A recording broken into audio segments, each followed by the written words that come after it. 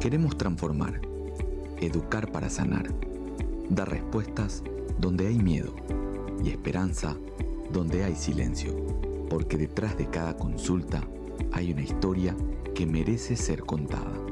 Y detrás de cada historia hay ciencia, hay humanidad y un equipo listo para hablar de lo que realmente importa. Somos médicos, somos comunicadores, somos un nexo entre vos y tu salud. Ciencia que se entiende, salud que te acompaña.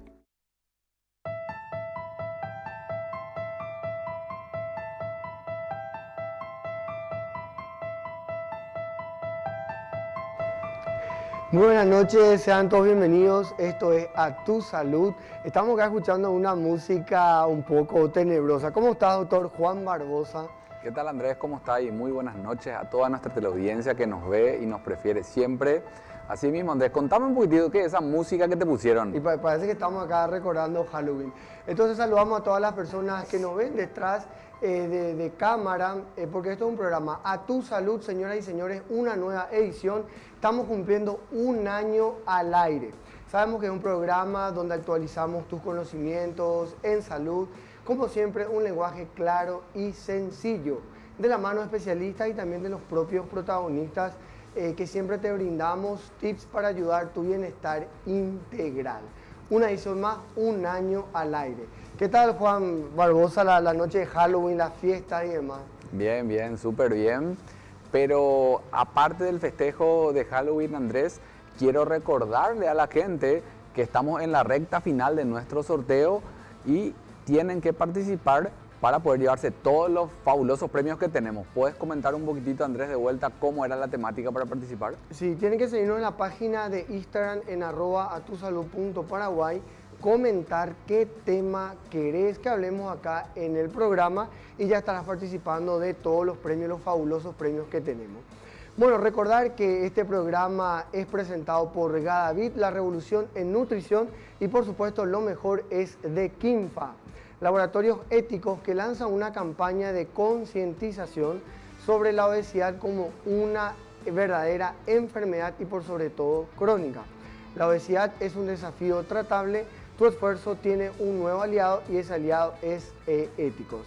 Este programa también es auspiciado por Clinic Soy, la clínica neonatal y pediátrica donde cuidamos el vínculo más importante, el amor por la familia. También por Cetobel, tu vitamina C, extracto de acerola Cetobel, la dosis justa, la dosis natural y es de laboratorios EMPA. Y Metabolic Care, el centro de estudios metabólicos y obesidad. Metabolic Care, excelencia médica en salud metabólica. Recordar, para reservas de turnos pueden escribir o llamar al 0973-162-162. Bueno, estamos acá en un poco vestidos de una onda temática, ¿verdad? Estamos con los guardapolvos medio oscuros, ¿verdad? Por fiesta de Halloween. Mira todo lo que nos hace hacer la producción. Acá estamos con la calabaza que representa el Halloween. No sé qué es, a ver si alguien me puede decir qué es lo que es, un hacha. Vas a poner ahí en las redes sociales para ver quién te puede descifrar qué te pusieron de indumentaria para Halloween. Pero si bien recordaste los guardapolvos, quiero que les cuente un poquitito a la gente qué guardapolvos nos visten. Bueno, saludamos y agradecemos a guardapolvos de La Vid. Estamos vestidos siempre por La Vid en cada programa y en cada consulta. Estos guardapolvos que es una onda temática el día de hoy. Agradecemos a los amigos de La Vid. Recordando, Juan, a todas las personas que nos pueden ver a través de todos los canales de difusión acá de la Unión TV.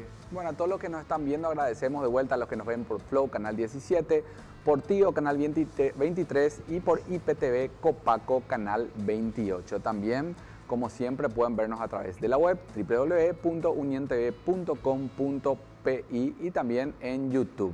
De vuelta a recordarle nuestras redes sociales, @atusalud.paraguay y también, Andrés, estamos en TikTok. Así, en TikTok también nos pueden seguir en @atusalud.paraguay. Mis pacientes todos aprendían ahí en TikTok, ven, ¿qué tal tu paciente, Juan? Ven ahí TikTok, te dice, doctor, yo te vi el otro día, tal reel, vi programa Tu Salud, vi que postearon. Te exigen, te toman la lección, te dicen, doctor, no está subiendo más nada, o sea, o quiero que subas tal o cual tema. Pero eso también me pasa, Andrés, que me dice, doctor, te soy sincero, no pude ver el programa. Entonces, ¿Qué días, Andrés, pueden volver a vernos en el caso, o no solamente si no pudiste ver, o sino que si querés recomendar el programa? Así es, bueno, así como decía el doctor Juan, nos pueden volver a ver los sábados a las 10 de la mañana, diferido, y domingo a las 17 horas. Por supuesto, por Unión TV, también por YouTube en Unión TV, ¿sí? Sábado 10 horas y domingo a las 17 horas. Señoras y señores, tema de hoy, temazo. Realmente un tema imperdible. ACV o ictus. Vamos a ver qué es lo que es ictus. ¿Alguna vez ya escucharon la palabra ictus? ¿Sí? Entonces vamos a hablar hoy acerca del ACV, derrame, el famoso derrame o ictus. Cada minuto cuenta, con el lema cada minuto cuenta. Ya está en piso acá con nosotros el doctor Luis Díaz Escobar, él es médico neurólogo.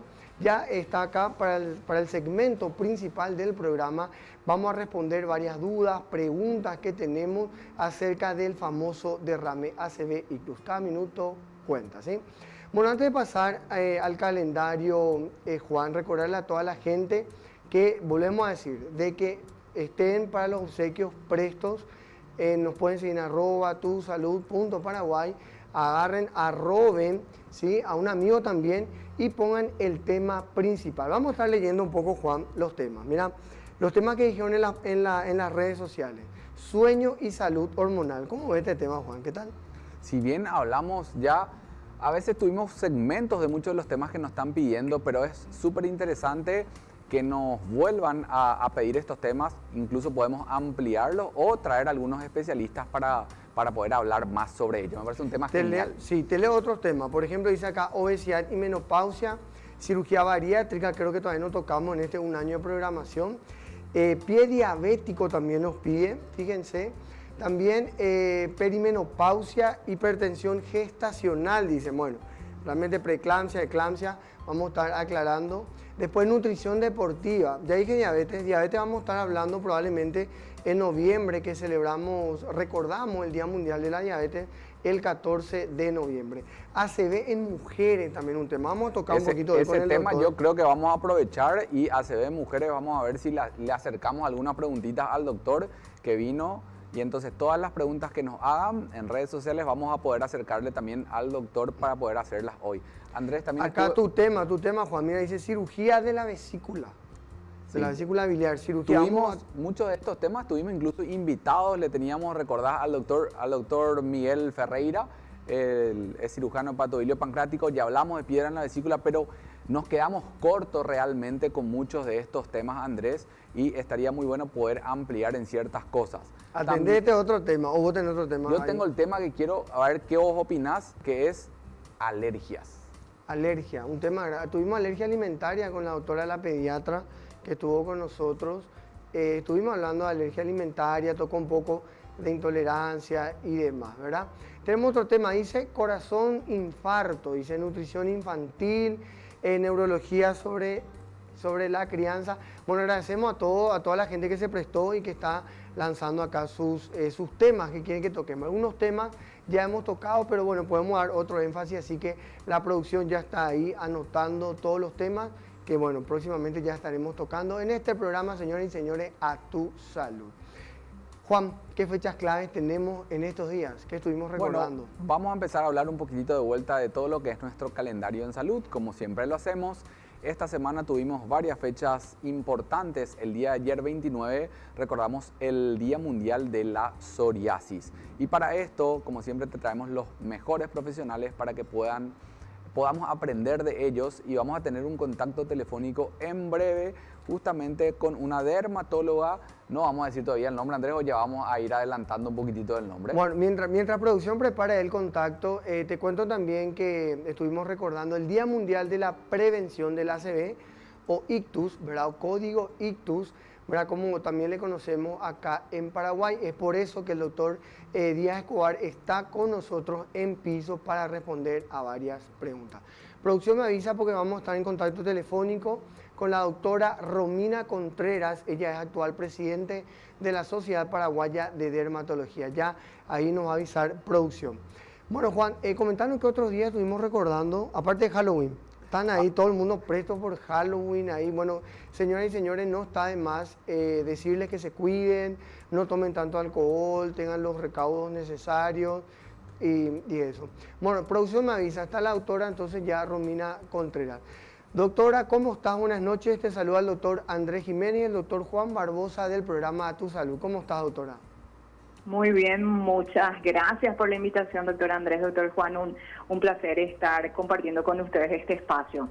Así es, doctora. El 29 de octubre, Día Mundial de la Psoriasis, ¿verdad? Es una enfermedad psoriásica asociada a sus comorbilidades en el efecto.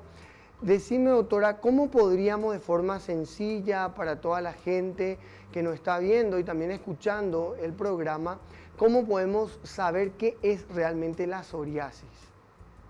Bueno, la psoriasis es una enfermedad inflamatoria de la piel que se manifiesta de la forma más frecuente como manchas rojas con una descamación gruesa, blanquecina, a nivel de codos, rodillas, cuero cabelludo. Que sea crónica significa que suele durar mucho tiempo. Si bien afecta principalmente la piel, también puede afectar las articulaciones y las uñas. Es un motivo frecuente de consulta en dermatología, y es una enfermedad que causa un impacto muy importante en la calidad de vida del paciente y del entorno familiar. Por eso es que ayer estuvimos justamente haciendo diferentes actividades de concientización en varios servicios de hospitales públicos, como el Hospital de Clínicas, el Hospital de Calle y IPS, con el objetivo de educar a la ciudadanía, educar a los pacientes y a los familiares de pacientes sobre esta enfermedad. Así es, doctora. Si bien mencionaste un poco afectación de las articulaciones, ¿por qué una enfermedad que va más allá de la piel, de lo que vemos realmente en la piel? Porque existe una inflamación que afecta a todo el cuerpo, a eso nosotros le decimos una inflamación sistémica, que no se ve, pero que sí se manifiesta por su asociación frecuente a otras enfermedades o comorbilidades. El paciente con psoriasis más frecuentemente tiene otras enfermedades cardiovasculares como la presión alta, la obesidad, problemas de colesterol, de triglicéridos, problemas del azúcar o diabetes, la artritis psoriática, que suele aparecer unos años después de las lesiones en la piel en un 10 a 40% de los pacientes, que suele ser una artritis que destruye las articulaciones, por lo cual un diagnóstico temprano es fundamental para salvar a esa articulación. Doctora, el doctor Juan Barbosa te saluda. Estuve leyendo también que a modo internacional se hicieron muchas campañas, y una de las cosas que me llamó la atención es que hablaban de algo referente al efecto dominó y la psoriasis. Esto se puede de repente entender como que es la psoriasis una de las primeras fichas que podría desencadenar otras cosas. Recién estabas hablando justamente de algunas de las enfermedades que podrían estar asociadas. Entonces no es solamente una enfermedad de la piel, sino también realmente podría influir en otras enfermedades. Así mismo, Juan. Justamente ayer, el 29 de octubre, se hacen esfuerzos coordinados, digamos, en todo el mundo.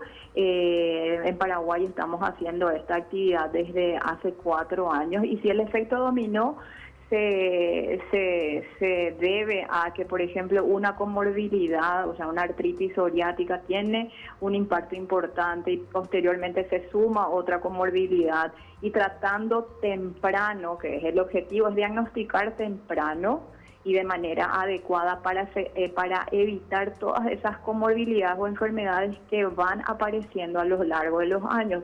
Porque en general lo más frecuente es que aparezca la lesión en la piel, y unos 5 a 10 años después puede aparecer la lesión articular.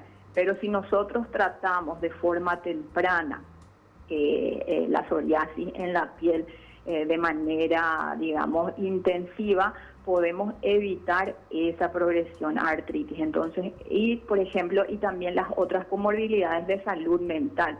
porque al ser una enfermedad que es muy visible, ¿sí? Porque sabemos que nuestra piel es el órgano más grande del cuerpo, que nos permite relacionarnos y con el cual interactuamos. Entonces las lesiones, cuando son muy visibles, causan una estigmatización hacia el paciente, a veces generan rechazo, ¿verdad? Las personas no les quieren pasar las manos, entonces el paciente más frecuentemente está con ansiedad o depresión, también son otras comorbilidades frecuentes. Entonces, al tratar bien a un paciente, vamos evitando todas estas comorbilidades que suelen aparecer.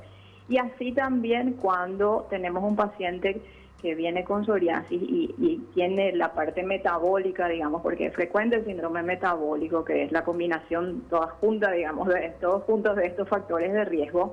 Entonces, cuando todos estos factores metabólicos están como muy malos, o sea, si su azúcar está muy alta, si el paciente está muy gordito, si la presión está muy alta, como que la psoriasis es la punta del iceberg, que nos muestra también que algo metabólico no está bien, y que ocupándonos de tratar toda esa parte metabólica con medidas higiénico-dietéticas, mejorando el estilo de vida, la psoriasis también mejora.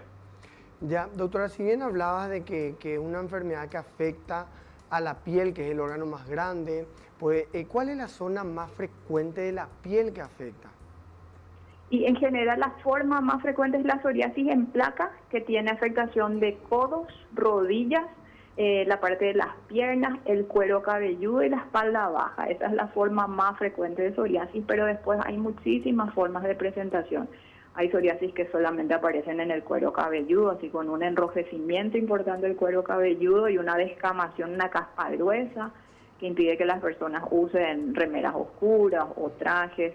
Después puede haber psoriasis solamente en las uñas, puede haber psoriasis que afectan la región de los pliegues o la zona genital, puede haber psoriasis que solamente esté a nivel de palmas y en las plantas. O sea, es muy amplio el abanico de posibilidades de presentación de la psoriasis, por lo cual lo que siempre hacemos énfasis es que si el paciente tiene alguna lesión en la piel, en las uñas, entonces que consulte con un dermatólogo. En Paraguay es relativamente fácil consultar con un dermatólogo, porque en muchos servicios grandes, muchos hospitales grandes, se puede acceder a la consulta en el día. Entonces consultar con el dermatólogo para tener este diagnóstico temprano que va a llevar a un tratamiento oportuno y adecuado. Ya, doctora, bien, muchas gracias por todo este mensaje, por el concepto y por recordar realmente el Día de la Psoriasis, que es relativamente una enfermedad bastante frecuente. Como bien decía, está asociada a varias patologías, principalmente las enfermedades crónicas como diabetes, hipertensión y síndrome metabólica. Doctora, muchísimas gracias por este tiempo, por tu llamada, por este contacto telefónico. Y bueno, esperamos que podamos contar contigo otro día acá ya en piso en el programa. Muchísimas gracias a ustedes por el espacio y si cuando quieran yo estoy a disposición. Ya, muy bien, muchas gracias, doctora. Entonces estuvimos en contacto telefónico con la doctora. Ella es la doctora Contreras, presidenta actual de la Sociedad Paraguaya de Dermatología. Sí, muchas gracias. Bien, Juan Barbosa, digo bien, casi dije Juan Acosta. Un saludo a Juan Acosta. Me cambiaste el apellido. Un saludo al doctor Juan Acosta, nefrólogo, que también estuvo acá, un gran amigo de la casa también. Bueno, ¿qué puede esconder una hernia? ¿Qué más que menos podemos preguntar a quién? Al más experto, al doctor Juan Barbosa. ¿Cómo está, Juan? Decinos acerca de la hernia, ¿qué podés conceptualizar? Bueno, el título te puede parecer un poco dramático, Andrés, pero realmente hoy les quiero hablar sobre qué puede haber detrás de una hernia. ¿Por qué? ¿Qué esconde una hernia? Muchas veces que hablamos en el programa de hernias, dijimos que el síntoma normalmente más frecuente es la presencia de un bulto en alguna de las regiones donde aparecen las hernias, que puede ser el ombligo, que puede ser la zona de la ingle, pero lo que tenemos que preguntarnos es por qué apareció esta hernia. Normalmente pensamos que las hernias se ligan a un sobreesfuerzo físico cuando hacemos algo muy pesado en un cuerpo que no está preparado, y que eso sin duda alguna podría llegar a favorecer la aparición de las hernias, pero no siempre es así. Dentro de poco, Andrés, vamos a conmemorar un mes, como tuvimos el mes de las mujeres, ya se viene el mes de los varones. Entonces ahora vamos a hablar en noviembre de todo lo que sea la prevención contra el cáncer de próstata. Y sí, como escuchan, detrás de una hernia realmente podría llegar a haber un cáncer de próstata. ¿Cómo es esto? Cuando tenemos alguna otra enfermedad, como ser una enfermedad de la próstata, ya sea una enfermedad no maligna como el cáncer en sí, sino el crecimiento normal de la próstata, que se llama hiperplasia prostática, eso hace que aumente la presión dentro del abdomen, y el aumento de la presión intraabdominal es realmente el desencadenante para la aparición de la hernia. Entonces, si tenés más de 50 años, es súper importante que te hagas los controles prostáticos rutinarios. Estos controles se hacen una vez al año y los controles son la consulta con el urólogo, una ecografía vésico-prostática y un estudio en sangre que es el marcador de PSA, que es el marcador fundamental para la identificación, Andrés, del cáncer de próstata. Creo que estuvimos comentando tanto en las redes sociales también, hicimos un segmento en programas anteriores también sobre esto, pero es importante volver a recalcarlo. Entonces, si vos tenés una hernia, puede llegar a ser indicativo también de que hay algo detrás. Pero no es el fin esto, Andrés. Si llegamos a tiempo y localizamos que la enfermedad de la próstata, ya sea benigna o maligna, se puede tratar a tiempo y te podés curar. Es más, hoy con la cirugía podemos llegar a hacer los dos procedimientos en un mismo acto quirúrgico. Primero hacemos la operación conjuntamente con el urólogo realiza el procedimiento para la próstata, el paciente todavía está dormido y posteriormente entramos nosotros, los cirujanos de pared abdominal, y reparamos la hernia. Entonces podés hacer las dos cirugías en un mismo acto quirúrgico y la recuperación también es mucho más rápida. Ya que interesante, Juan, este tema. Yo te digo la verdad, yo no sabía este tema a tener en cuenta. Cuando hay una hernia hacemos el diagnóstico de hernia, ¿verdad? Entonces es muy importante el tema que nos trajiste hoy. Una cosita que te quería recalcar también, Andrés, que suele pasar con los pacientes que solemos preparar en consultorio, es que cuando el paciente tiene una obesidad muy importante, también eso puede ser un factor desencadenante. Es importante, como siempre, el control metabólico, el control nutricional y la alimentación, que es fundamental. Por eso, como ustedes saben, en la consulta siempre nosotros vemos que la nutrición es clave para una buena calidad de vida. Es por eso, señoras y señores, que le presentamos a Gadavid, que una marca que ofrece suplementos nutricionales innovadores y de alta calidad, diseñados para complementar una dieta equilibrada y mejorar el bienestar de las personas. Señoras y señores, Ictus ACV. Nos vamos a la pausa, ya estamos con más de A Tu Salud.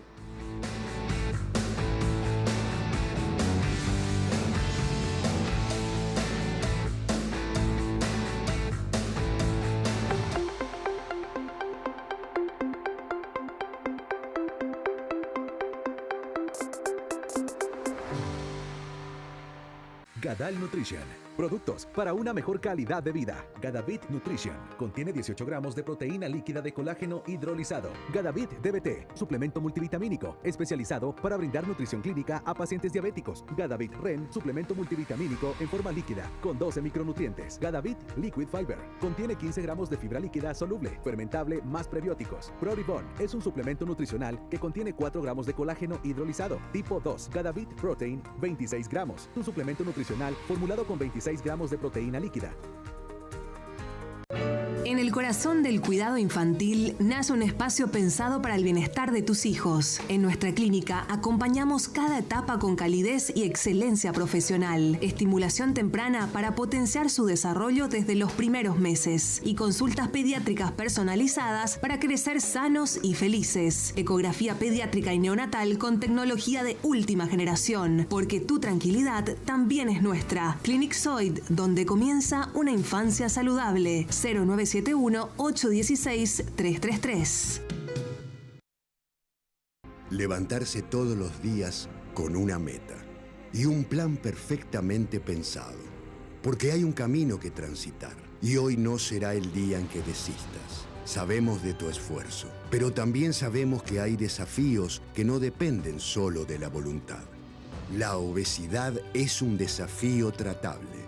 Tu esfuerzo tiene un nuevo aliado.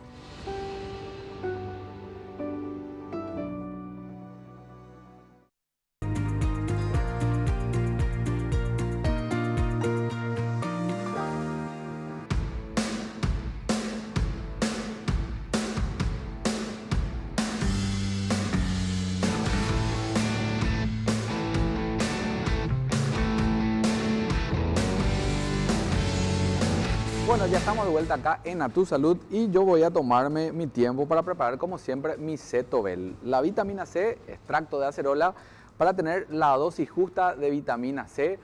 Estamos ya ahora prestos para el bloque principal, ACV o ictus. Cada minuto cuenta con el doctor Luis Díaz Escobar. Andrés, estamos ya contigo para la entrevista. Ya, muy bien, muchas gracias, doctor Juan. Bueno, vamos a hablar acerca del ACV o ictus, ¿verdad? Cada minuto cuenta. Y ya está con nosotros el doctor Díaz Escobar. ¿Cómo está, doctor? Bienvenido al programa. Bien. Gracias. Para mí es un gran gusto estar con ustedes. Ya, ok. Bueno, la palabra ictus, la palabra ACV viene de la palabra de origen latino, atiendan, para golpe o choque, ¿verdad? O stroke también se puede llamar en inglés, ¿verdad?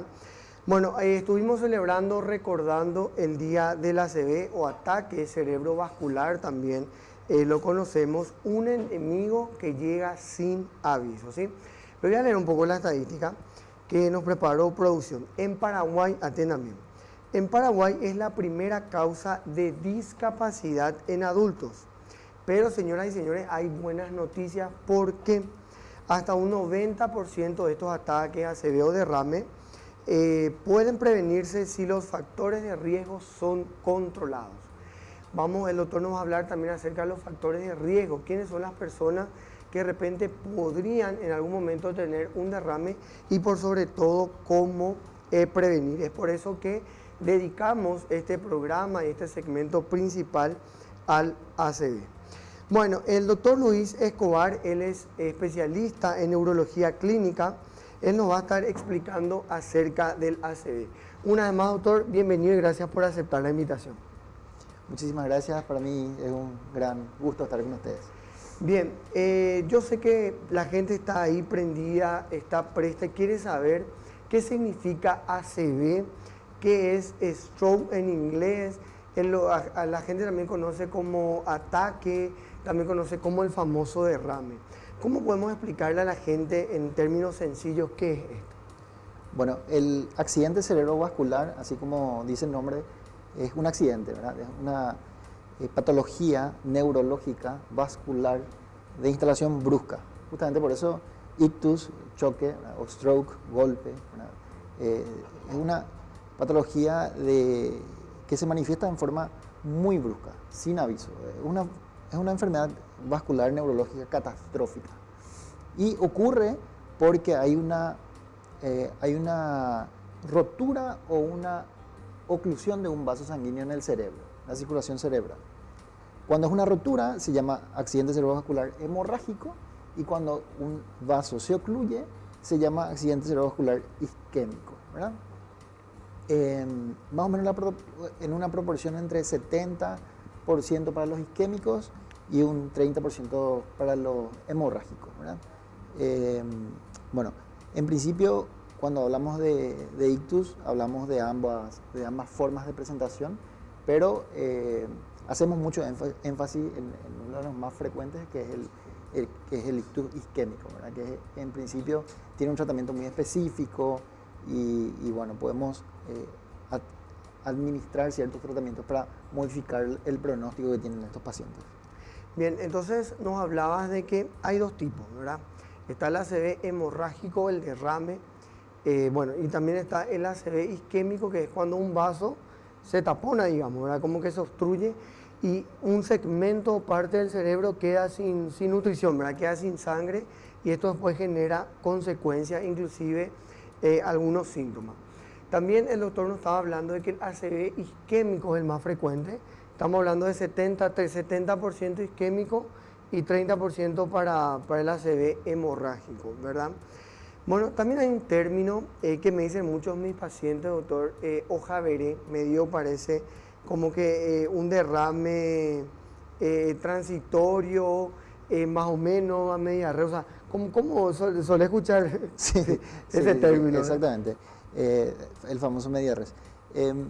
Hay veces que un vaso sanguíneo se ocluye y por un mecanismo de compensación de la circulación colateral del cerebro, el área que depende de ese vaso no termina infartando finalmente. Entonces, en general se produce una manifestación clínica que es responsable de esa área que está en riesgo, el paciente tiene una debilidad de un lado del cuerpo o algún síntoma neurológico brusco, como por ejemplo no puede hablar o habla en forma alterada, como borracho, diría yo, o tiene un trastorno de la mitad del cuerpo sensitivo, como un hormigueo, yají le dice la gente, ¿verdad?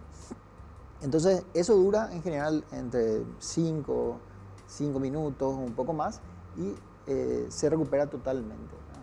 Sin dejar ninguna secuela, ¿verdad? Eso se llama el accidente isquémico transitorio, y en general eso no deja secuelas clínicas, o sea, no hay secuelas clínicas y tampoco en imágenes, ¿verdad? No se demuestra ninguna lesión. Pero eso es un factor de riesgo demasiado importante porque el siguiente con seguridad no va a correr la misma suerte, ¿verdad? Hay un aumento significativo del riesgo de tener un accidente cerebrovascular determinado en los días siguientes, ¿verdad? O sea, cuando hablamos de un ACV isquémico transitorio, la persona recupera la totalidad de todos los síntomas. Sí, se recupera en forma total. De hecho, no hay evidencia de lesión en las imágenes que se hacen del cerebro, ¿verdad? Entonces esa es la definición de accidente isquémico transitorio y es un factor fundamental de riesgo para tener otro y no correr con la misma suerte, ¿verdad? Uno nunca tiene que quedarse con el tema, bueno, tuve este problema, ya pasó, entonces ya me recuperé, no me va a volver a pasar y no voy a consultar, ¿verdad? De hecho, ese es el momento principal para ir a consultar y buscar una causa del problema, ¿no? Siempre hay que tratar de encontrar la causa de los problemas. Doctor, y acá en Paraguay, para hablar un poquito acerca de la realidad, ¿qué tan grave es el ACV acá en Paraguay? Particularmente en nuestro país, por una elevada carga de los factores de riesgo tradicionales, tenemos una gran cantidad de pacientes que están en riesgo, ¿verdad?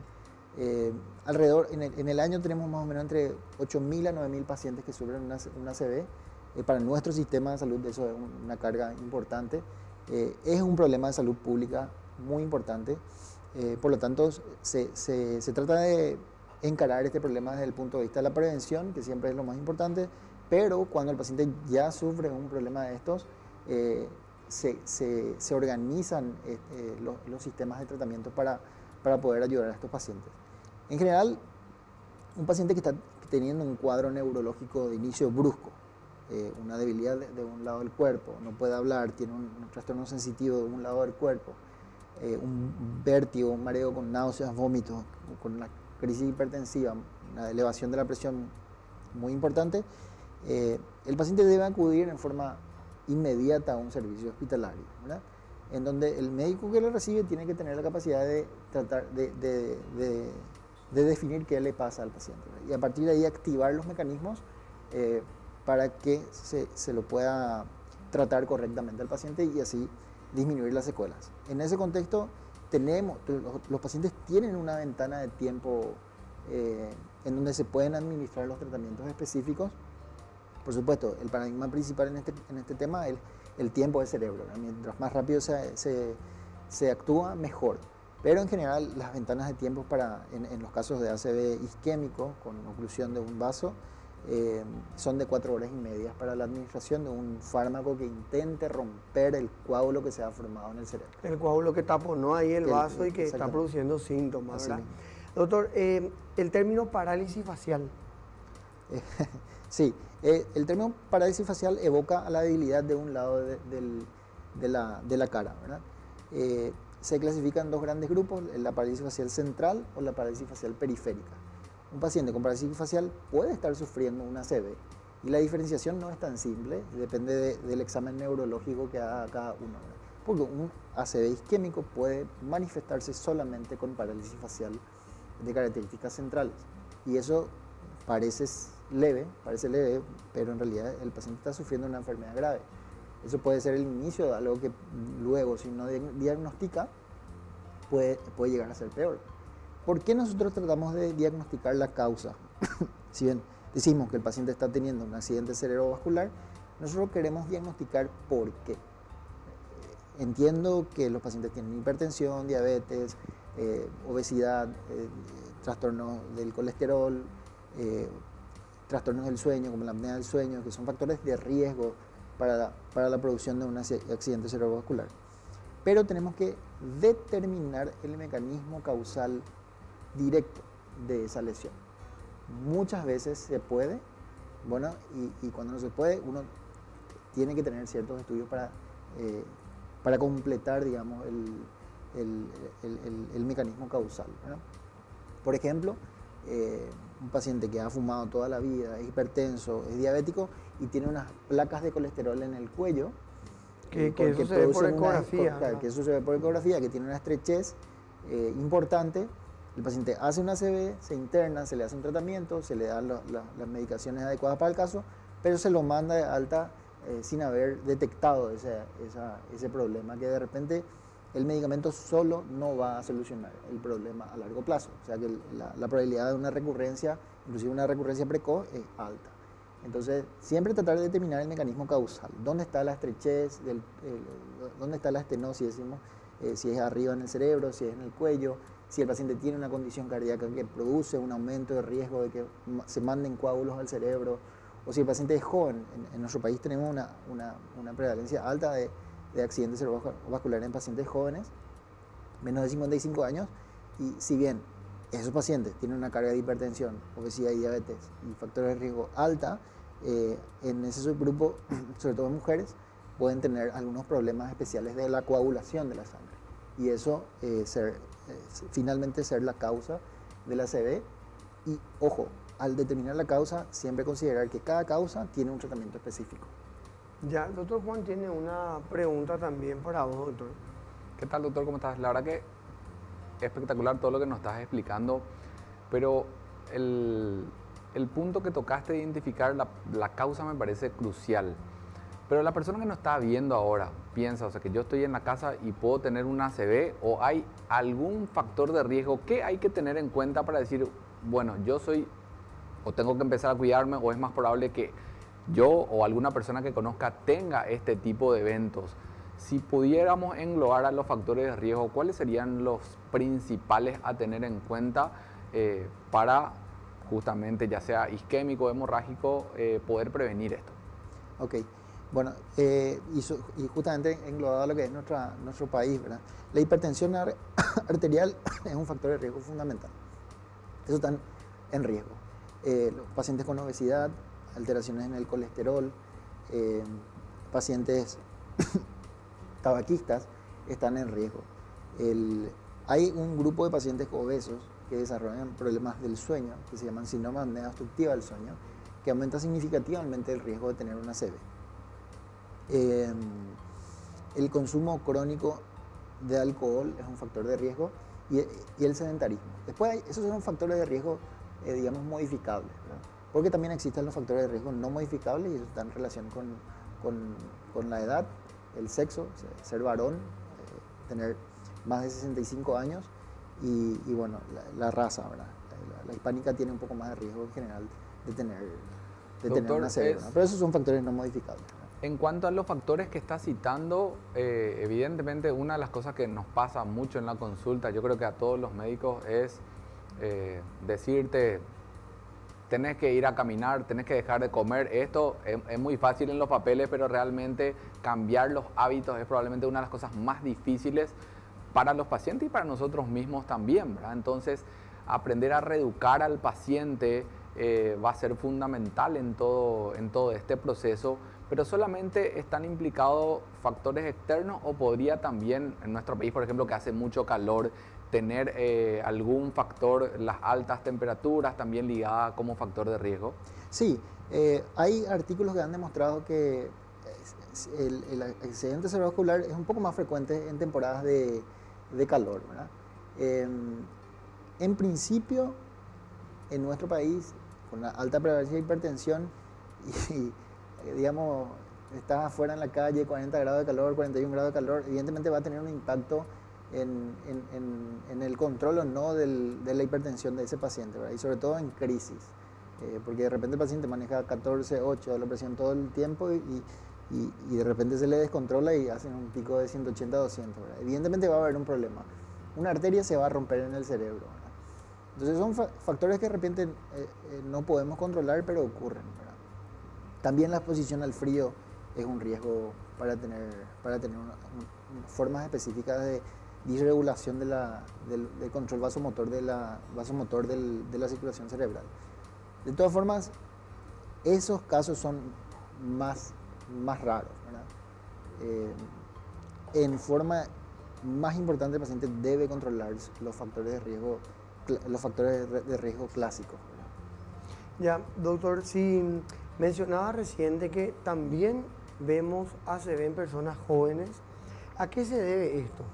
Bueno, inclusive en la edad pediátrica, ¿verdad? Hay en niños muchísimas, también claro, en niños también. Hay muchas causas que son no comunes que pueden producir una ACV. Por ejemplo, en un paciente joven tener un trastorno genético que hace que tenga una predisposición a generar coágulos de sangre. Eso se llaman trombofilias, ¿verdad?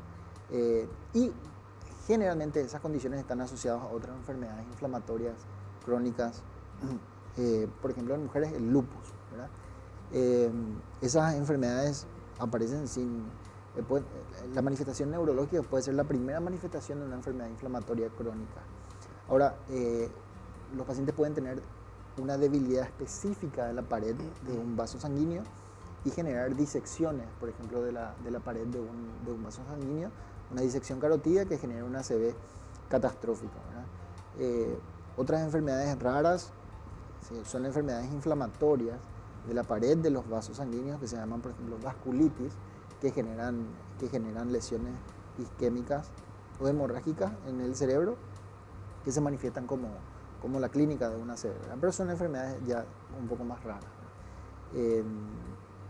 Hay causas genéticas, por ejemplo, condiciones que aumentan el riesgo como la enfermedad de Fabry, por ejemplo, o tener enfermedades de depósito.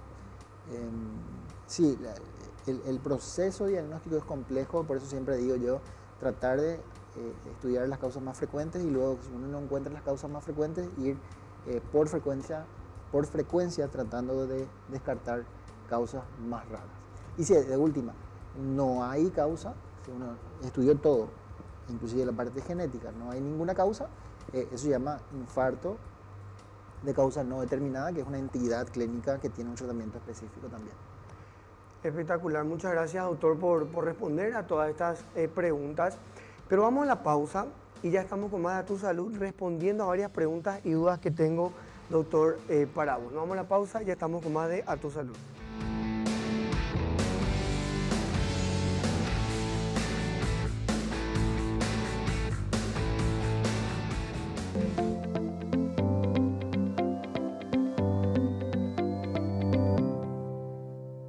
Gadal Nutrition. Productos para una mejor calidad de vida. Gadavit Nutrition. Contiene 18 gramos de proteína líquida de colágeno hidrolizado. Gadavit DBT. Suplemento multivitamínico. Especializado para brindar nutrición clínica a pacientes diabéticos. Gadavit REN. Suplemento multivitamínico en forma líquida. Con 12 micronutrientes. Gadavit Liquid Fiber. Contiene 15 gramos de fibra líquida soluble. Fermentable más prebióticos. ProRibon. Es un suplemento nutricional que contiene 4 gramos de colágeno hidrolizado. Tipo 2. Gadavit Protein. 26 gramos. Un suplemento nutricional formulado con 26 gramos de proteína líquida.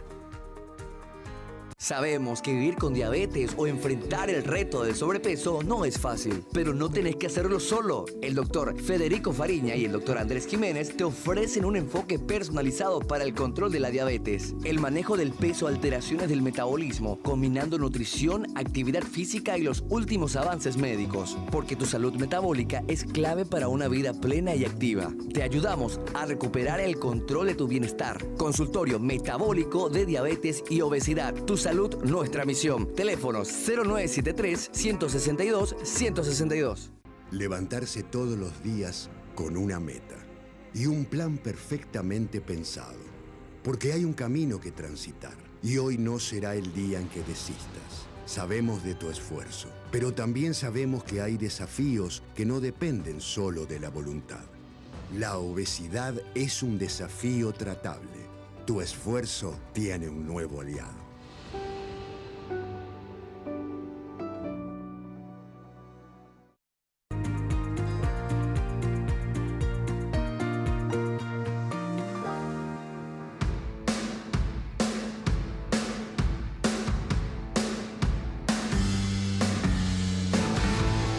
Bien, señoras y señores, estamos de nuevo acá en A Tu Salud.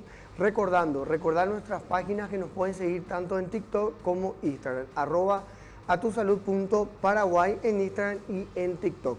Sorteos, vamos a sortear porque estamos un año al aire, un año de programación. Entonces dejen su pregunta ahí en el posteo donde anunciamos el sorteo con obsequios, lindos regalos de todos nuestros auspiciantes. ACV, estamos hablando acerca del ACV con nuestro invitado, el doctor, el médico neurólogo, el doctor Luis Díaz Escobar. Doctor, entonces estuvimos hablando todo acerca de los síntomas, estuvimos hablando de qué es, cómo se clasifica, cuáles son los factores de riesgo. Ahora vamos a hablar de las señales de alerta. Te quiero preguntar, doctor, cómo reconocer aquellas personas que parece que van a tener ACV, están teniendo que, yo estoy en la casa, estoy con una persona, está teniendo ahí como desviación del labio, o sea, ¿cómo identificar a estas personas? Ya.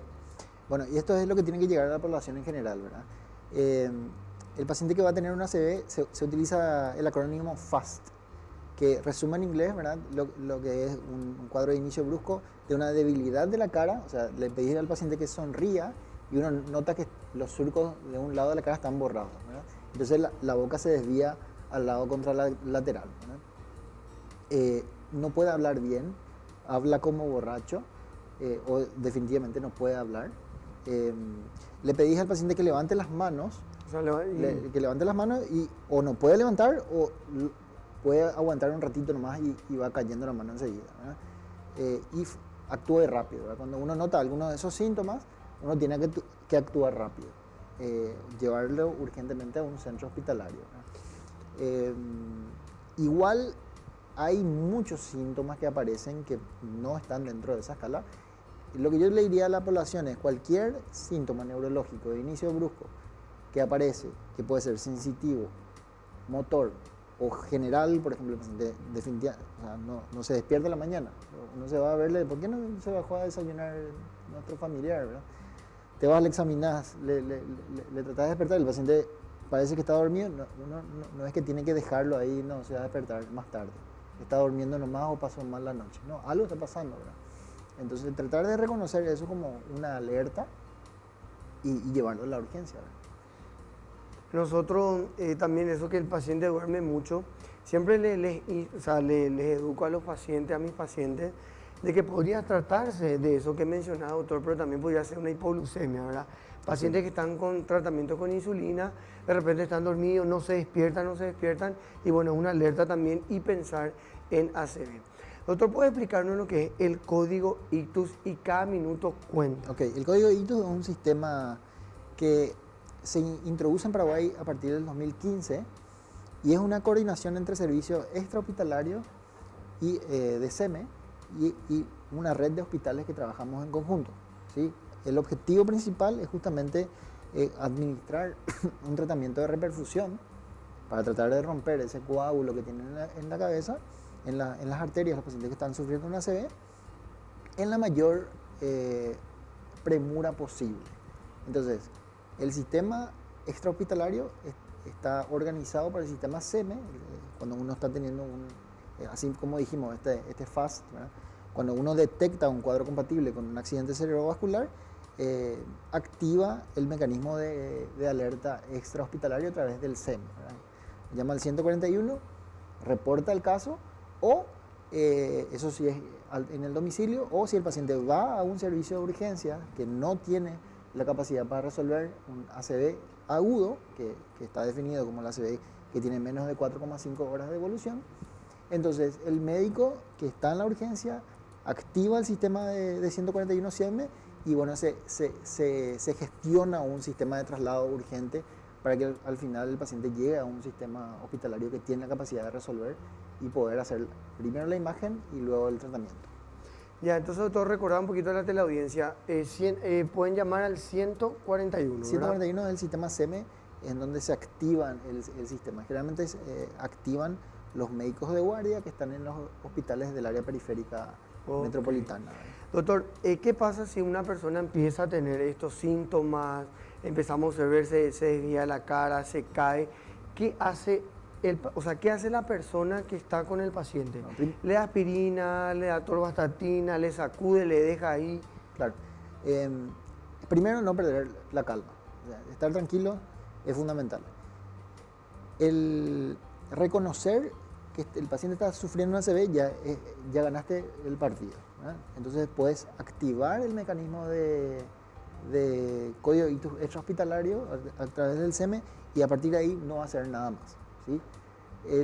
No es necesario darle ni aspirina, ni atorvastatina, ni nada, ni darle cosas para que el paciente trague, porque lo más probable es que puedas producir un poco más de daño, ¿verdad? Ese paciente no va a estar bien como para tragar.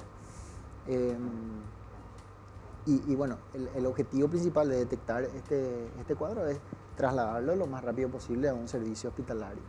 Ya, ahí el doctor Juan tiene otra pregunta. Doctor, creo que ya habías comentado algo de esto en el segmento anterior, pero me parece súper importante volver a recalcar la importancia acá del tiempo.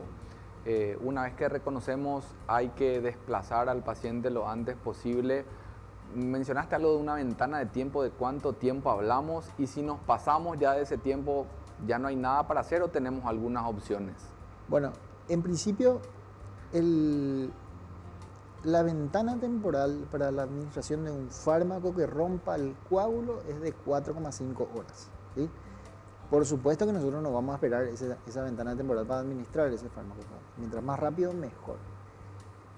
Existen ventanas extendidas para administrar tratamientos un poco más especializados, pero que están en desarrollo, ¿sí?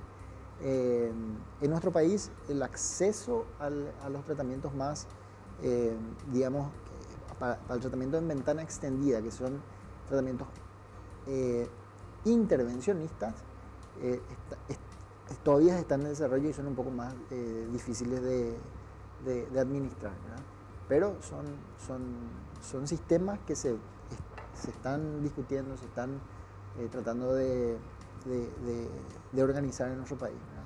Ya, bueno, doctor, por ejemplo, ya tuvo una ACV, llegamos tarde, quedó con secuelas. ¿Qué papel juega o qué rol juega la rehabilitación en pacientes con secuelas? ¿Y cuáles podrían ser las secuelas? Yo creo que el rehabilitador debe convertirse en el mejor amigo del paciente, en ese periodo, porque el rehabilitador va a seguirle de forma muy ordenada, muy pautada y muy frecuente al paciente que está entrando en esta fase de rehabilitación. Es una etapa dura para el paciente y la familia, requiere de un esfuerzo importante y pasar por las diferentes etapas de complicaciones que puede tener un paciente con ACV, que no solamente es la secuela física, sino que la secuela mental, la secuela psiquiátrica, y eso impacta negativamente en la recuperación también, ¿verdad? Pero sí, la rehabilitación es un proceso fundamental para el paciente, y sobre todo la rehabilitación física. Doctor, y si un paciente ya, bueno, no pudimos modificar aquellos factores de riesgo, el paciente tuvo ACV y tuvo secuelas, ¿cuáles son las secuelas más frecuentes de un paciente con ACV? O sea, ¿cómo queda el paciente? Claro, el paciente puede quedar, así como decimos, sin secuelas, súper bien, que va a continuar con su vida diaria sin ningún problema, hasta, por supuesto, la secuela más severa es la muerte, ¿verdad?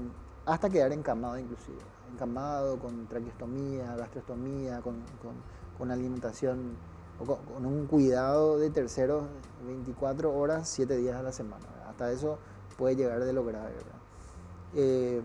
Es muy frecuente observar pacientes en la sociedad que van caminando así como que con dificultad de un lado del cuerpo, o con silla de ruedas o con bastones, y esos pacientes tienen una discapacidad relativa, ¿verdad? Requieren ayuda para desempeñarse en el día a día. Ya, qué interesante e importante lo que es la prevención. Al principio yo leía que el 90% de los ACV se pueden prevenir. Entonces, doctor, ¿cuáles son tus recomendaciones para compartir con nuestra teleaudiencia de cómo prevenir estos eventos? Ok, primero consultar con el médico, ¿verdad? Todos los pacientes, inclusive que dicen ser sanos, deben ir a la consulta médica para hacerse los chequeos médicos, hacer el diagnóstico precoz de hipertensión, los trastornos metabólicos. Si uno está con sobrepeso o obesidad, ir a la consulta. Hoy en día tenemos tratamientos muy efectivos para el manejo de la obesidad y las comorbilidades asociadas. Entonces, definitivamente consultar con el médico para tener una estrategia adecuada de prevención. Si el paciente es sano, finalmente, bueno, se hace la consulta una vez al año y se mantiene así, ¿verdad? Hacer ejercicio todos los días, o por lo menos la mayor parte de los días, es fundamental. Dejar de fumar si uno fuma es una sugerencia demasiado importante. El alcohol, bueno, entiendo que puede ser un poco difícil de suspenderlo en un 100%, pero en general no es una buena idea. El alcohol no es una buena idea. Ok. Doctor Juan, ¿tenés una pregunta? Sí, doctor. En cuanto a mi área, si bien fundamentalmente todo lo que citas tiene un grado de implicancia importante por los cambios de los estilos de vida del paciente, quiero preguntarte si hay algún tipo de evento quirúrgico, si la cirugía influye en alguna medida en la probabilidad de que un paciente pueda llegar a tener un ACV. El paciente va a tener que ser operado. Eso, el acto quirúrgico en sí, en ciertos tipos de pacientes o ciertos tipos de procedimientos, ¿podrían aumentar el riesgo de tener un ACV? Bueno, es relativo. Realmente, independientemente de la cirugía, está el riesgo global del paciente, ¿verdad? En principio, también depende de qué tanto se pueda complicar un procedimiento quirúrgico y cómo sea la evaluación en el postoperatorio de un paciente que fue sometido a un acto quirúrgico. Pero sí implica un riesgo relativo y hay que, bueno, sobre todo para cirugías programadas, hay que controlar ese riesgo en el preoperatorio, ¿verdad? Justamente es el trabajo que hacen los cirujanos con los clínicos y por eso se hacen las consultas previas, ¿verdad? Para tratar de controlar los factores que puedan estar descontrolados, la diabetes, o por supuesto que va a haber un mayor riesgo de complicaciones si tu azúcar está por encima de 300 y vos vas a una cirugía programada de vesícula, va a haber un problema, ¿verdad? Pero también implican otros factores, ¿verdad? Bien, doctor, ya se nos está terminando el tiempo. Queremos que, mirando allá a la cámara, si puede dejar un mensaje final para todas las personas que nos están viendo en este momento. Bueno, muchísimas gracias por la oportunidad. Hay que aprender a reconocer los síntomas neurológicos que siempre son de inicio brusco, cualquier debilidad del cuerpo, un mareo brusco, que no puedo expresar bien la palabra o no puedo hablar en forma brusca, o la cara se te desvía, o si un familiar nota que su familiar está con estos síntomas neurológicos, no dudar y acudir a la urgencia en forma rápida. Siempre tener en cuenta los factores de riesgo cardiovascular, dejar de fumar, disminuir el consumo de alcohol, hacer ejercicio en forma diaria, acudir a la consulta, que entiendo que es un poco complicado, quizás implique un pequeño esfuerzo, pero sobre todo el paciente que está en riesgo, el paciente con obesidad, con trastornos del colesterol, ir a la consulta médica y tratar de modificar estos factores de riesgo. Y bueno, esas son las recomendaciones más esenciales para la prevención. Bueno, muchas gracias, doctor, por una vez más. Te agradezco por haber aceptado esta invitación. Son temas y son tips realmente que esto ayuda a mejorar la calidad de vida de toda nuestra teleaudiencia. Doctor, ¿dónde te podemos encontrar? Ahí en Zócalo está tu arroba de Instagram. ¿Dónde te podemos encontrar? ¿Dónde haces consultorio? Hago consultorio en la clínica Synaptic, un instituto de neurociencias avanzado en Asunción, así que con gusto para recibirla a todos los pacientes. Ya ahí estamos viendo en Zócalo, Dr.Luis Díaz Escobar, ¿sí? Le invitamos entonces a toda la gente que le pueda seguir al doctor y le podemos encontrar en la clínica, en el Instituto de Neurociencias Synaptic, ¿sí? Juan, tenés saludos. Yo quiero mandar un saludo a la doctora Carolina Velázquez. Ella también es neuróloga, bueno, una gran amiga. Y bueno, un saludo que prometió estar viendo el programa. Otro Juan, saludo. Y después el doctor también va a dar su saludo. Un saludo especial para los dos integrantes que nos están faltando, el doctor Federico y también el doctor Emilio Arriola. Un gran saludo para ellos. Ya, doctor, saludos también. Bueno, un saludo, un abrazo a todos los pacientes, ¿verdad? Que siguen las recomendaciones, que van a la consulta y con los que tenemos una relación muy linda, ¿verdad? De profesionalismo, ¿verdad?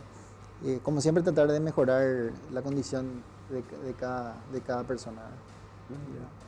Bueno, entonces recordar, muchas gracias de nuevo, doctor. ACB, código ICTUS, ¿verdad? Para recordar, estuvimos hablando al respecto. Bueno, les recuerdo, @atusalud.paraguay, se viene el sorteo, se vienen los premios de nuestros auspiciantes. Participen, que hay muchos premios y no queremos que nadie se quede fuera. Doctor Juan, agradecemos a nuestros auspiciantes. Así mismo, Andrés, agradecemos como siempre a David de Kinfa, que presenta este programa, y a Laboratorios Éticos, también a nuestros auspiciantes Clinizoid, Cetovel y Metabolic Care. Próxima semana, nuevo programa, Andrés, y ya venimos el fin de semana con todo. Así es, nos encontramos, señoras y señores, la próxima semana, por supuesto, siempre por Unión TV, los jueves a las 21 horas, sábado la repetición a las 10 de la mañana y domingo 17 horas. Nos encontramos la próxima semana. Chau, chau.